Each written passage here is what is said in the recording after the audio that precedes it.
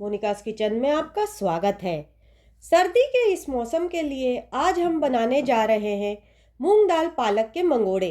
इन्हें बनाने की विधि बहुत ही आसान है और ये झटपट बनकर तैयार हो जाते हैं।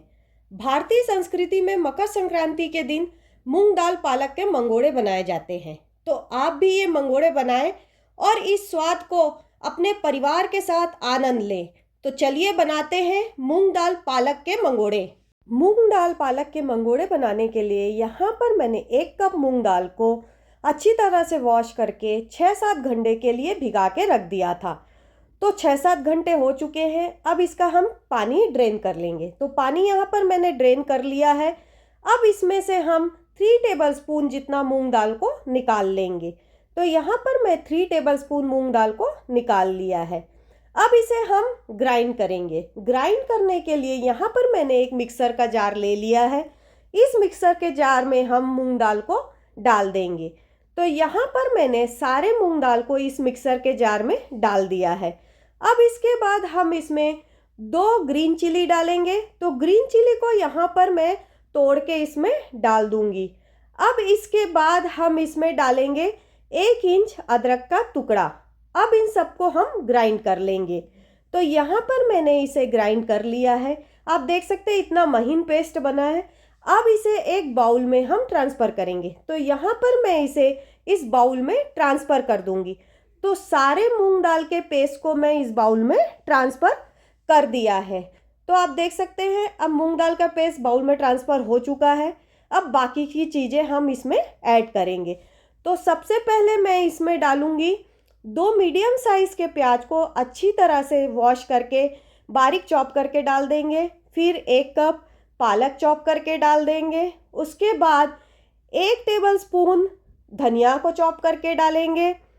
1 टीस्पून कसूरी मेथी डालेंगे। उसके बाद 1 टीस्पून अजवाइन डालेंगे। तो यह अजवाइन को यहाँ पर हाथों से क्रश करके मैं इसमें डाल दूँगी। अब इसके बाद हम इसमें सॉल्ट अपने स्वाद के अनुसार डाल देंगे। उसके बाद 1 टीस्पून धनिया पाउडर डालेंगे। इसके बाद इसमें half teaspoon Kashmiri red chilli powder डाल देंगे। इसके बाद हाफ टी स्पून जीरा पाउडर डालेंगे। उसके बाद 1 टीस्पून खड़ा धनिया डालेंगे।